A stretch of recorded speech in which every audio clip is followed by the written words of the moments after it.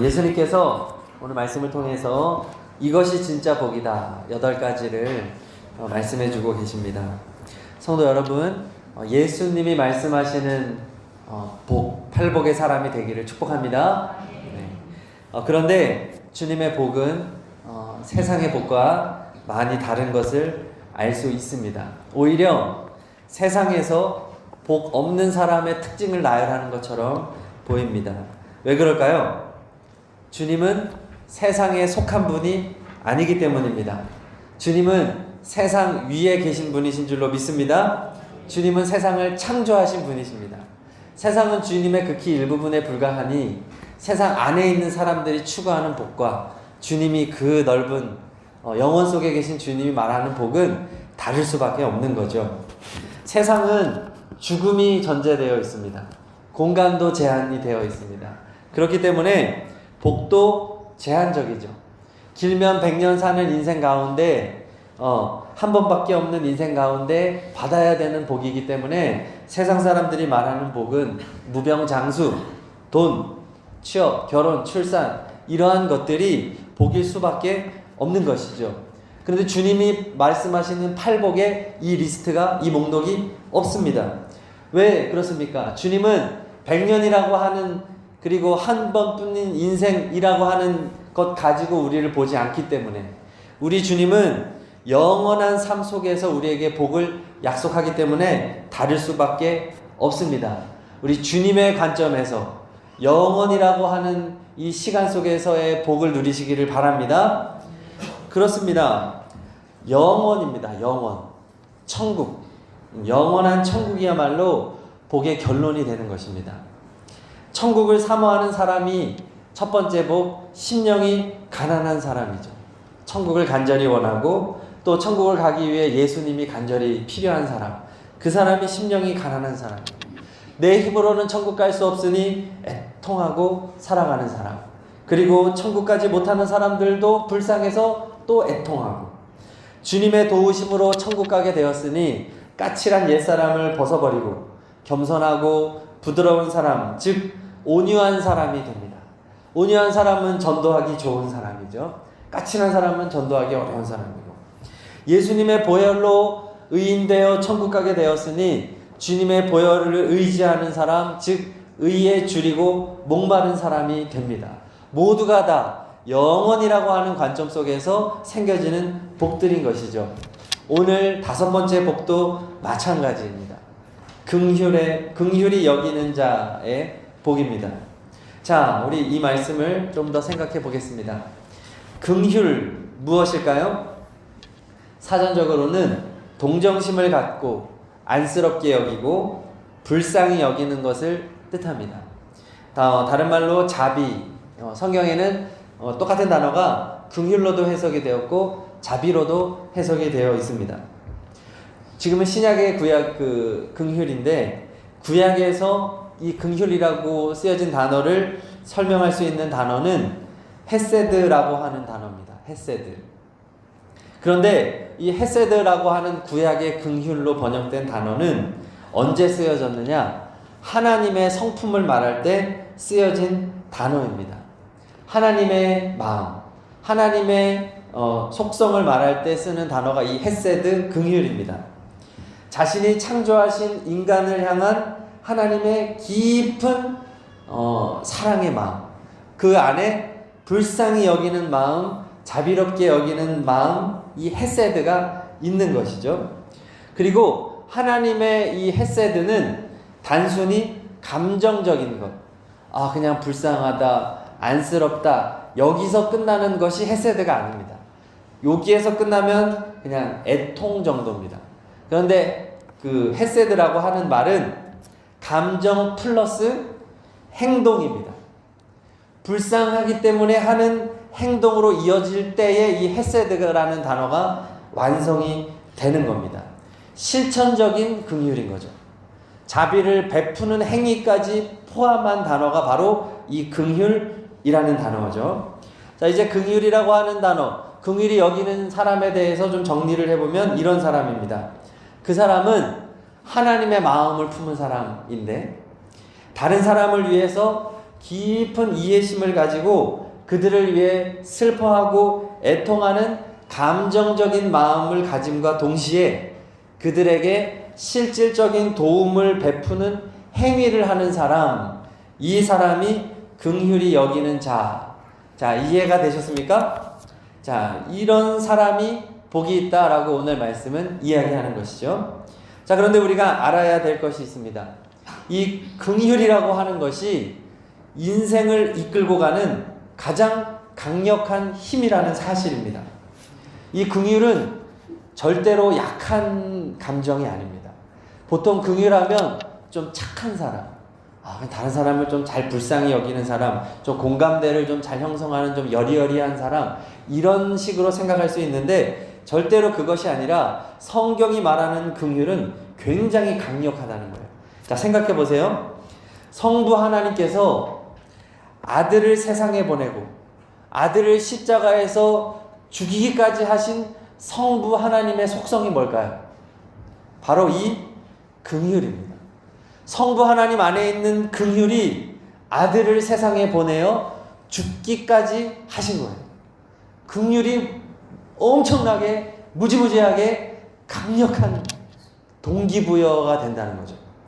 예수님께서 하늘 보좌를 버리고 이 땅에 내려온 그 힘은 무엇일까요? 정답은 다 나왔잖아요.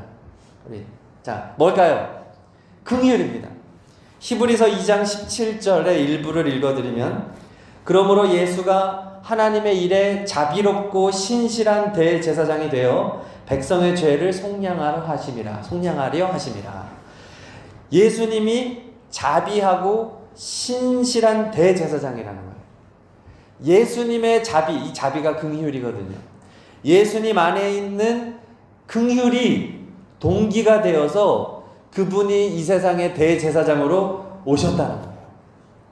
예수님께서 이 세상에서 사역하실 때 아시죠? 극도로 피곤하셨죠. 힘든 일정이었죠. 왜? 예수님을 필요로 하는 사람들이 너무 많았잖아요. 그 동력이 무엇이겠습니까?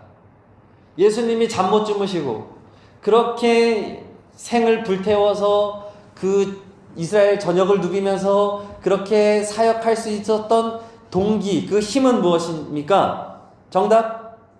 긍휼입니다. 네, 크게 대답하셔도 괜찮습니다. 졸리시잖아요.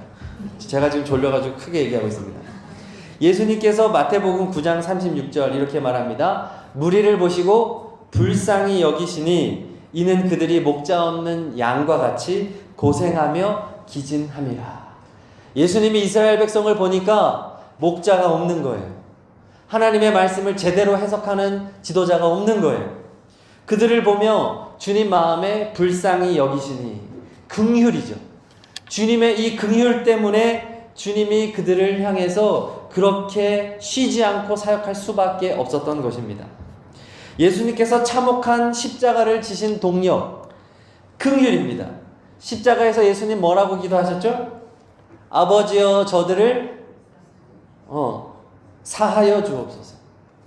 자기들이 하는 것을 알지 못합니다. 이 예수님의 문장의 표현에 담겨져 있는 주님의 감정은 긍휼이죠.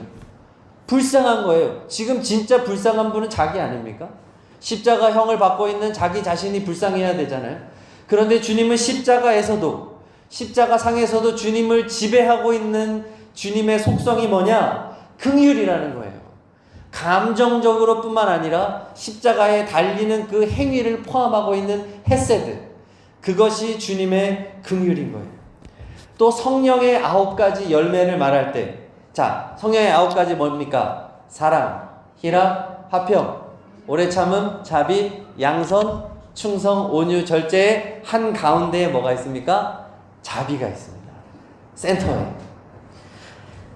성령께서 주시는 열매, 성령에게서 충만한 것, 성령의 성품 가운데에 자비, 긍휼이 있는 거예요.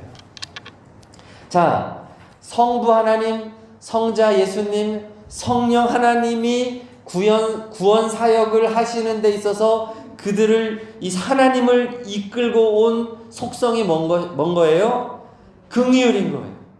긍휼은 누구를 움직여요? 하나님을 움직이는 거예요. 굉장하지 않습니까? 하나님을 움직이는 강력한 힘이 긍휼에 있는 거예요. 이 긍휼은요, 문제가 해결되고 원하는 결과를 얻을 때까지, 만족할 때까지 절대로 멈추지 않는 거예요. 그렇죠? 주님이 십자가를 지시기까지 멈출 수가 없는 거예요. 왜? 주님 안에 뭐가 있기 때문이죠? 긍휼이 주님을 이끌고 가기 때문이죠. 성도 여러분, 지금까지 인생을 살아오면서 무슨 힘으로 살아오셨습니까? 지금 무엇이 성도님들의 삶을 견인하고 있습니까? 긍휼이 성도님들의 삶을 이끌고 가시기를 축복합니다. 오늘 예수님이 말씀하시는 거죠. 긍휼이 여기는 자는, 긍휼이 그 사람을 이끌고 가는 사람, 긍휼이 그 사람의 동기가 되고 긍휼이 그 사람의 힘의 근원이 되는 사람이 복이 있다. 세상 사람들은 무엇이 근원이 되나요? 돈이죠. 돈 있는 곳에 세상 사람들의 열정이 있는 거예요. 돈이 된다 그러면 눈에 불을 켜고 달려가죠. 저거 돈 된다 그러면 벌떼같이 달려들죠. 왜? 그들의 삶의 동기는 돈이기 때문이죠. 야망이 그 사람의 동기가 될 수 있습니다. 그 목표를 세워서 내가 저것을 이뤄야 되겠다. 내가 저 자리에 올라가야 되겠다. 야망을 통해서 살아가는 거예요. 분노의 힘도 있습니다. 내가 나중에 잘 돼가지고 복수하리라. 내가 잘 돼가지고 내가 이런 모습 보여주리라. 나를 버린 그녀. 내가 잘 돼가지고 아깝게 하리라. 분노의 힘으로 살아가는 거예요. 제가 그런 거 아니고요. 사람의 삶을 이끌어가는 여러 동력이 있는 거예요. 성도 여러분, 냉정하게 자신의 삶을 점검해 보시기를 바랍니다. 나를 이끌고 가는 것이 무엇인지, 긍휼이 되어야만 복이 된다는 주님의 음성이 이 시간 강력하게 성도님들의 마음을 울리기를 축복합니다. 또한 그것이 우리에게 회개의 제목이 되기를 바랍니다. 주님, 제가 너무 돈을 따라 살았는 것 같습니다. 성공을 따라 살았습니다. 자녀의 출세를 위해 살았습니다. 제가 뭔가 잘못된 목적을 위해 살았습니다. 긍휼이 나의 삶의 근원 되기를 원합니다. 주님이 산상수훈 팔복의 말씀을 준 것은 이렇게 살면 좋다는 게 아닙니다. 이렇게 살면, 가능하면 이렇게 살아라가 아닙니다. 이렇게 살아야만 한다는 것입니다. 반드시 이렇게 8가지의 복을 살아야만 그 사람에게 복이 있다는 말씀입니다. 성도 여러분, 긍휼로 반드시 살아가시기를 다시 한번 축복합니다. 그렇다면 왜 우리는 긍휼로 살아가야 되는가? 긍휼 없이 살면 왜 안 되는가? 그 이유는 긍휼로 사는 사람만이 사명을 감당할 수 있기 때문입니다. 긍휼의 지배를 받는 사람이 사명자입니다. 사명자는 반드시 긍휼의 이끌림을 받아야만 합니다. 하나님은 하나님의 뜻과 하나님의 목적을 긍휼로 감당하셨죠. 예수님이 긍휼이 있었기 때문에 사명을 완수할 수 있었습니다. 우리도 똑같습니다. 긍휼이 없으면 우리는 절대로 사명을 완수할 수 없습니다. 끝까지 갈 수가 없습니다. 사명을 감당하지 못하는 사람이 어떻게 영원이라고 하는 천국에서 하나님 앞에 복을 기대할 수 있겠습니까? 그렇죠? 사명자만이 하나님의 복을 기대할 수 있습니다. 성도 여러분, 이 자리에 앉아 계신 모든 분들은 모두가 다 이미 주님의 부르심을 받은 사명자인 줄로 믿습니다. 따라 하실까요? 자기의 가슴을 툭툭 치면서 나는 사명자. 나는 사명자. 이미 하나님이 성도님들을 사명자로 세우셨습니다. 집사, 권사, 장로, 목사가 사명자가 아닙니다. 우리 모두는 성도입니다. 거룩한 무리, 주님의 거룩한 부르심을 받은 무리입니다. 직분이 사명이 아니라 우리들 모두가 다 사명자입니다. 전도는 누가 해야 됩니까? 다 해야죠. 다 해야죠. 신앙생활하면서 가장 불쌍한 성도는 긍휼 없이 신앙생활하는 사람입니다. 그 마음에 긍휼이 없이, 사명 없이 신앙생활하는 사람이 제일 불쌍한 사람입니다. 그 사람은 복이 없습니다. 긍휼이 없으면 교회 나오는 것도 부담이 됩니다. 계산을 합니다.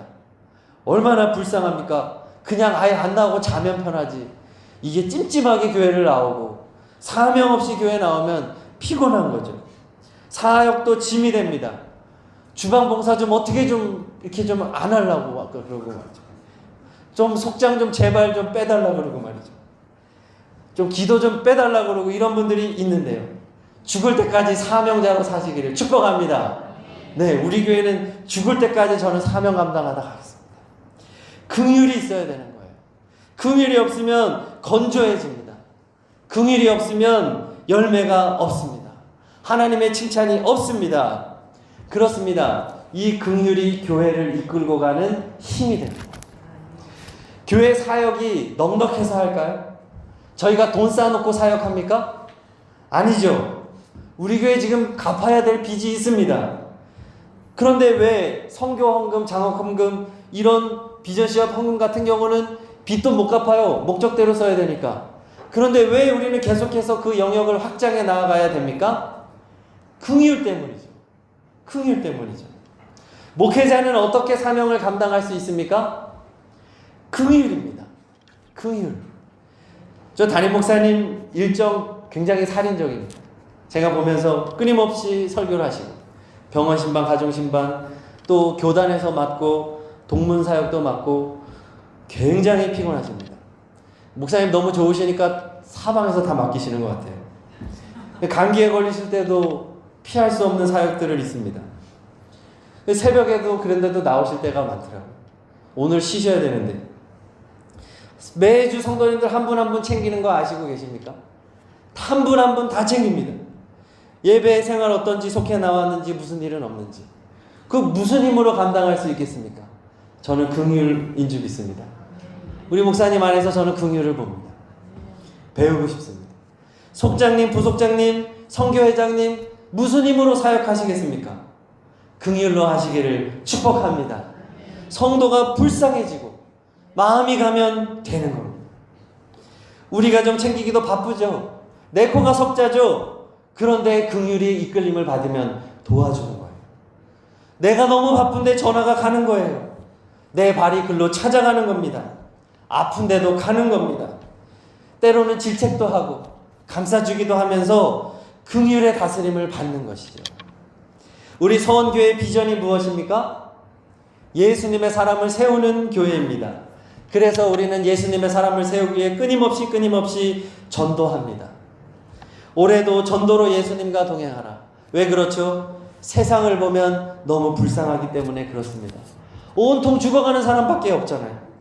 예수님의 사람을 세워야 되는데 세상에는 죄다 마귀의 사람만 있잖아요. 세상 사람만 가득하잖아요. 우리의 비전이 뭐라고요? 예수님의 사람을 세워야 되는데 죄다 마귀의 사람만 있잖아요. 불쌍한 거예요. 불쌍한 거예요. 불쌍해서 견딜 수 없으니까 우리는 전도하는 것이죠. 우리 교회 사역을 확장하는 것이죠. 우리 교회는 매년 절대로 사역을 위축하지 않습니다.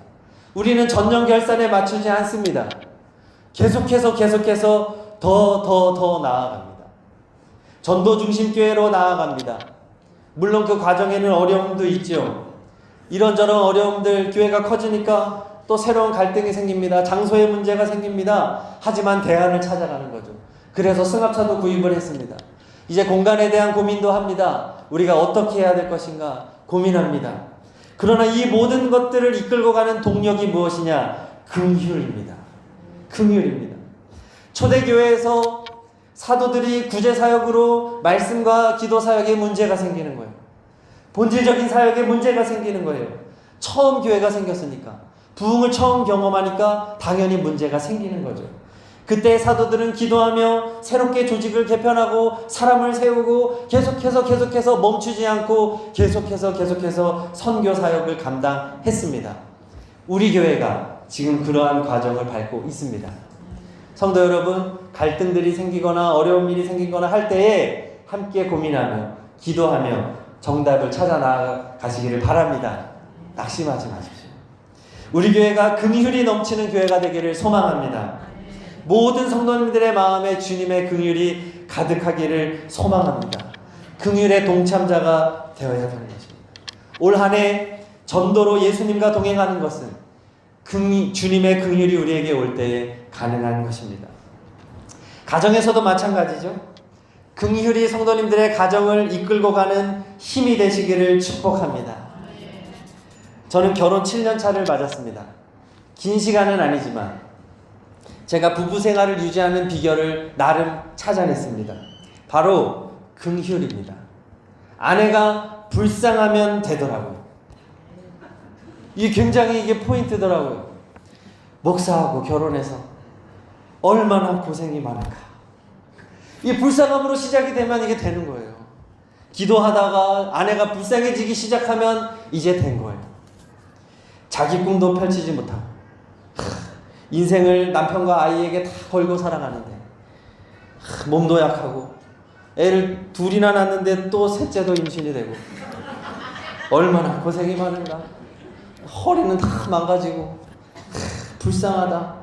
내 아내 불쌍하다. 이러면 된 겁니다. 불쌍하면 되죠. 그러면 제가 늦게 들어가도 다리도 주물러주고 나도 피곤하죠. 나도 누가 좀 주물러줬으면 하죠. 근데 지금 그 앞뒤 가릴 게 없죠. 아내가 불쌍하니까. 건조하다. 빨래 널어서 빨래 빨아가지고 다 널어주고 할 수 있으면 정리도 좀 해주고 설거지는 한지 좀 됐는데 설거지도 좀 해주고 긍휼이 있으면 가정에도 평화가 있고 사랑이 유지가 되는 거더라고요. 만일 제가 아내에 대해서 세상에 사모 역할 잘하는 사람이 얼마나 많은데 말이야. 건강하고 애들도 잘 키우고 말이야. 목회도 집중하게 해주고 잔소리 안 하고 목사 용돈도 좀 많이 주고 결혼했으면 목사랑 결혼했으면 이 정도 각오는 해야 되는 거 아니야? 내 말이 마저 틀려 이러면서 아내에게 얘기하면 아내가 어떡하겠습니까? 네. 우리 가정은 벌써 산산조각이 났겠죠. 아내도 마찬가지입니다. 남편이 불쌍하면 된 겁니다. 불쌍하면 된 겁니다. 월요일 밤에 저희 아내가 제 옆에 앉아가지고 제 볼을 다 쓰다듬으면서 요즘 우리 남편이 왜 이렇게 안쓰럽지? 그러는 거예요. 저를 불쌍히 여기는 거예요. 집밥도 못 얻어먹고 새벽부터 늦게 돌아오는데 집에 와도 잠도 못 자고 우리 남편 불쌍하다. 눈물이 날라 그러네. 그러는 거예요. 불쌍히 여겨주니까 참 고맙더라고요. 만약에 니는 나가서 성도를 사주는 맛있는 음식이나 먹고 늘 대접받고 얼굴은 윤기 나고 아주 날로 잘생겨지고 앞에 나가서 설교하고 인정받고 박수받고 나는 독방 육아로 죽어가고 말이야 하면은 제가 어떻게 되겠습니까? 긍휼이 있어야 가정이 살더라고요. 자녀도 마찬가지, 부모도 마찬가지. 그 안에 긍휼이 있으면 되더라고요. 긍휼이 이끌고 가면 복이 있습니다. 할렐루야. 자, 그런데 내 힘으로는 긍휼을 살 수 없는 거죠. 내 힘으로는 긍휼이 잘 안 되는 거예요. 왜냐하면 아까 말씀드렸듯이 긍휼은 인간의 속성이 아니라 하나님의 속성이기 때문에 그렇습니다. 자, 이제 우리가 할 수 있는 일은 하나밖에 없습니다. 예수님을 바라보는 것입니다. 나로부터는 긍휼이 나오질 않으니까 긍휼의 파이프를 예수님에게다 갖다 꽂기를 바랍니다. 참 포도나무 대신 예수님에게 나의 가지를 깊이 찌르시기를 바랍니다. 주님을 바라보면 주님으로부터 긍휼이 나에게로 오는 것이죠. 예수님의 눈과 예수님의 마음과 예수님의 손이 긍휼입니다. 주님을 바라볼 때 주님으로부터 내게 긍휼이 옵니다. 이 방법밖에는 없습니다. 내 노력과 내 성품으로는 안 됩니다. 그래서 우리가 기도해야 되는 것입니다. 그래서 힘들면 기도해야 되고 바쁠수록 기도해야 됩니다. 주님, 제가 너무 바빠서 더 기도합니다. 주님, 제가 너무 힘들어서 더 기도합니다. 주님, 제가 너무 피곤해서, 주님, 제가 너무 아파서 더 기도합니다. 주님, 제 마음에 사랑이 없고 제 마음에 긍휼이 없으니 더 기도합니다. 이것이 결론 되시기를 바랍니다. 씨름을 해야 되는 거예요. 긍휼이 올 때까지 주님처럼, 주님이 어떻게 씨름을 하셨습니까?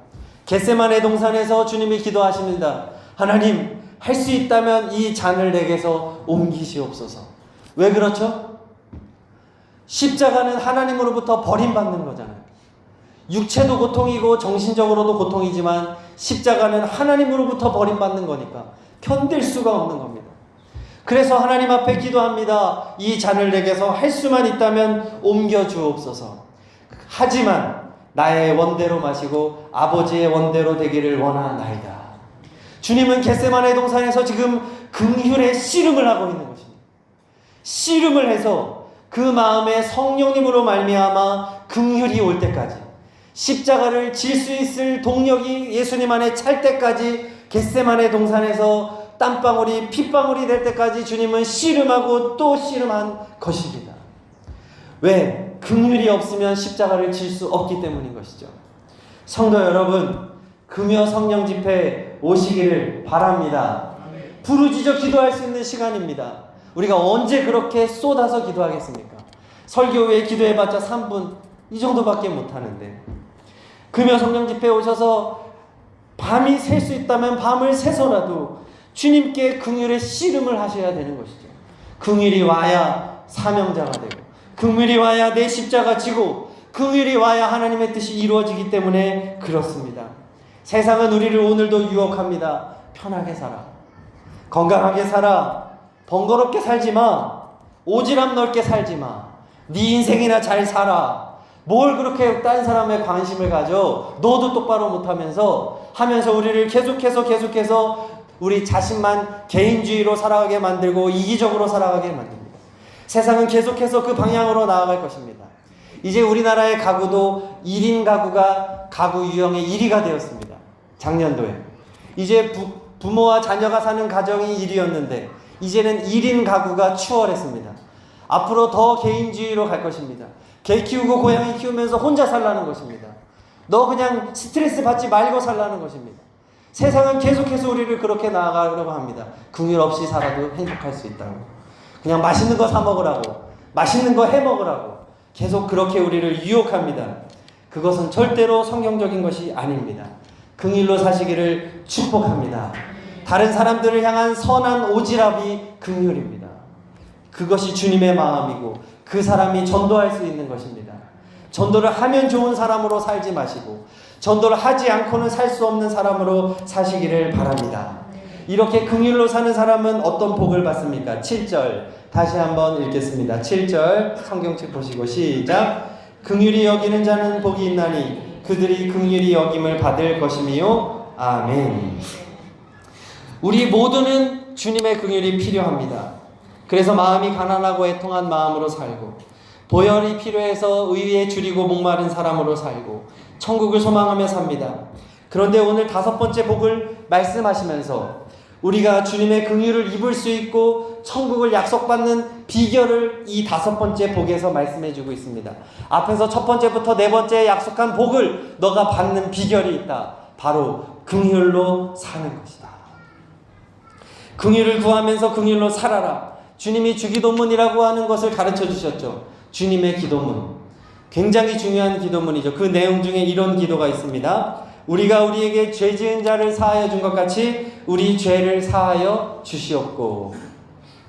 주님이 우리에게 말도 안 되는 권한을 주셨습니다. 우리가 다른 사람의 죄를 사하여 주면 죄가 어떻게 된다는 거예요? 사해진다는 거예요. 죄사함의 권한은 누구에게 있습니까? 예수님에게 있죠. 하나님이 주님에게 다 주셨잖아요. 그런데 주님이 죄사함의 권한을 누구에게 주겠다는 거예요? 우리에게 주겠다는 거예요. 우리가 용서하면 용서된다는 거예요. 긍휼이죠. 너가 불쌍히 여기고 너가 그 사람의 죄를 용서해주면 용서된다는 거예요. 긍휼의 능력을 우리에게 주님이 주신 거예요. 긍휼로 살라는 강력한 주님의 메시지인 거예요. 날마다 주님의 기도를 할 때 우리는 이 긍휼을 생각해야 됩니다. 너가 다른 사람을 불쌍히 여기고 그 사람의 죄를 용서해주면 너가 용서하면 용서가 된다. 긍휼의 능력을 내가 너에게 주노라. 주님은 말씀하고 있는 것입니다. 우리가 전도할 때 전도가 되는 줄로 믿습니다. 불쌍히 여기고 그 사람을 위해 애통하며 전도하면 주님이 일하십니다. 은혜로 구원을 얻으셨음을 믿습니까? 우리의 공로로 천국까지 앉는 것임을 믿습니까? 주님의 용서가 얼마나 큰지를 믿고 있습니까? 주님께 정말로 감사하고 있습니까? 그렇다면 주님은 단 한 가지 요구를 하십니다. 긍휼로 살아라. 긍휼로 살아라.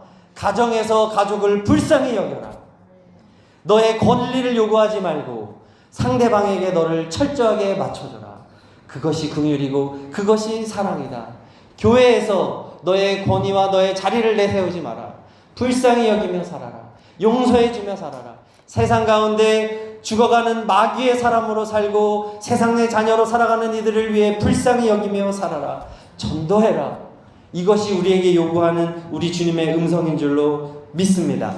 우리 시간 찬양 한 장 부르고 기도하실 텐데요. 시선 찬양하실 때 주님을 바라봅니다. 주님의 일이 보이게 하소서, 주님의 긍휼이 내게 오게 하소서 하는 마음으로 찬양하십니다.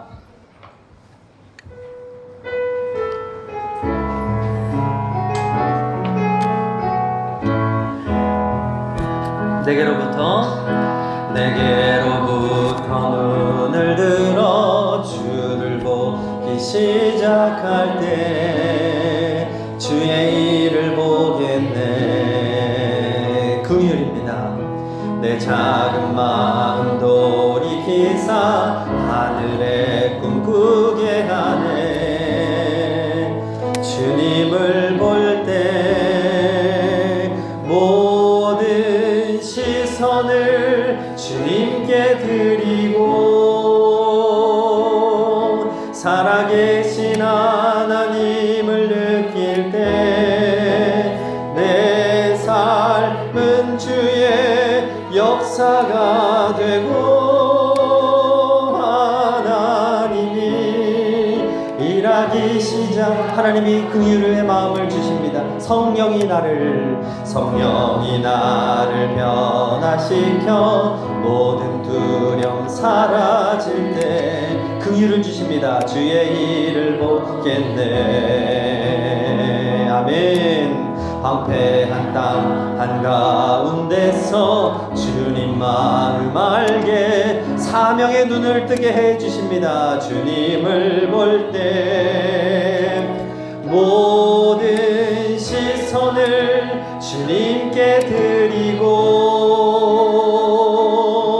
전능하신 하나님을 느낄 때 세상은 주의 나라가 되고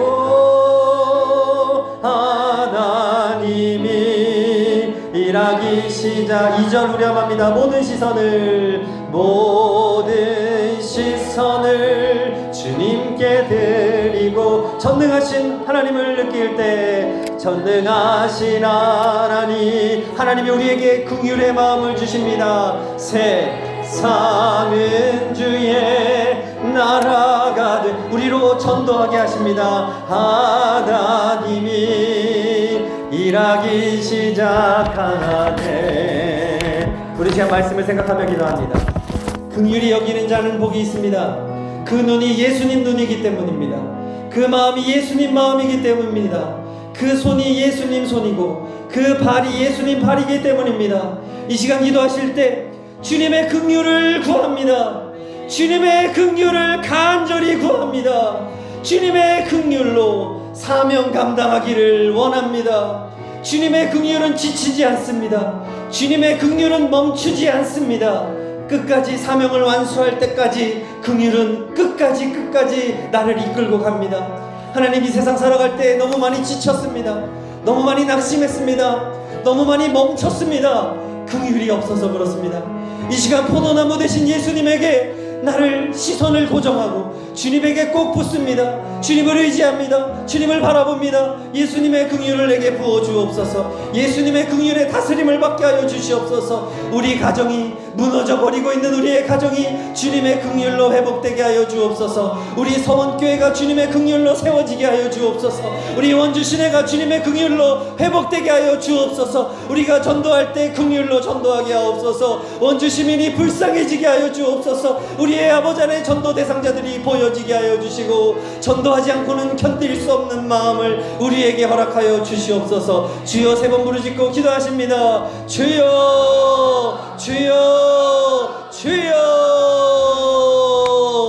아버지 하나님, 긍휼의 다스림을 받기를 원합니다. 나의 눈이, 나의 마음이, 나의 손과 발이 주님의 긍휼의 다스림을 받기를 원합니다. 아버지 하나님, 아버지 나만 위해 살고 이기적으로 살고 아버지 하나님 욕심꾸러기로 살아왔던 것을 하나님 아버지 이 시간 회개합니다. 이 시간 안에 배용서를 구합니다. 정욕대로 살았습니다. 아버지 용서하여 주옵소서. 이 시간 주님의 긍휼을 구합니다. 주님의 마음을 구합니다. 주여 이 시간 성령이여 우리 각 심령 가운데에 주님의 긍휼을 부어 주옵소서. 주님의 마음을 부어 주옵소서. 죽어가는 영혼들을 향한 불쌍한 마음을 주옵소서. 남편을 볼 때, 아내를 볼 때, 자녀를 볼 때 주님의 불쌍한 눈으로 보게 하여 주시고 주님의 불쌍한 마음으로 보게 하여 주시고 아버지 하나님여 그들을 위해 기도하고 그들을 위해 애통하고 그들에게 전도하고 그들에게 복음을 나누고 그렇게 살아가는 저희들의 삶이 되기를 원합니다. 긍휼로 살아가게 하소서. 긍휼로 살아가게 하여 주소서. 예수님의 긍휼, 하나님의 긍휼, 성령님의 긍휼이 이 시간 우리 가운데 임하여 주시옵소서. 아버지여 내 마음에 긍휼이 없나이다.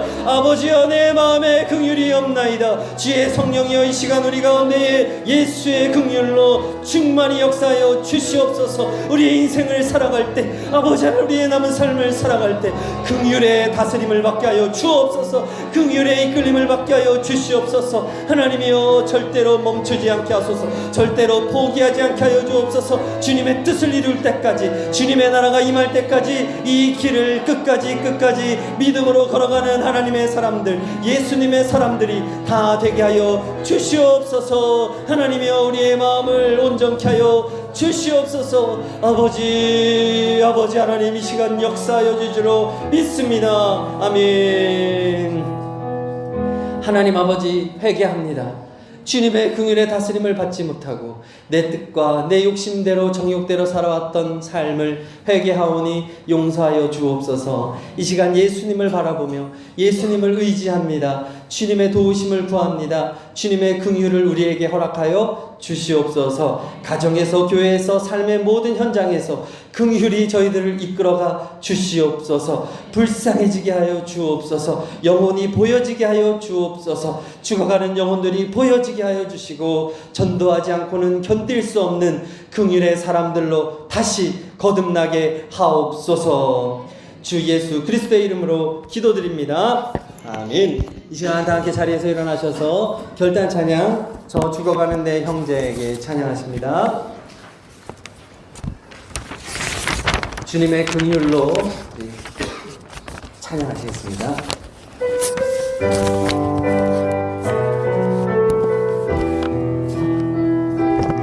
죽어가는 영혼들을 향한 마음으로 다 함께 찬양하십니다. 저 죽어가는 내 형제에게 생명을 주소서. 그가 내 권세에 매여 내 일을 빼앗긴 저들에게 저 소망 없는 텅 빈 가슴에 새 날을 주소서. 고통의 멍에에 매여 신음하고 있는 저들에게 아버지여 이 백성 다시 살게 하소서. 묶였던 자 자유케 되는 영광의 날을 주소서. 아버지여 이 나라 주의 것 되게 하소서. 영원하신 하늘 아버지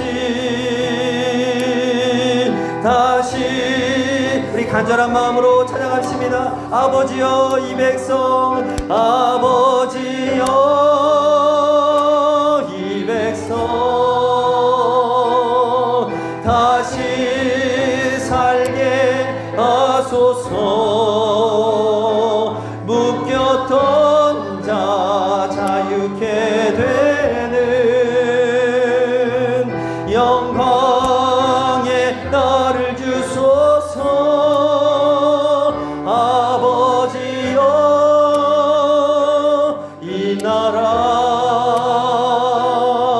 주의 것 되게 하소서. 영원하신 하늘 아버지, 다시 섬기게 하소서.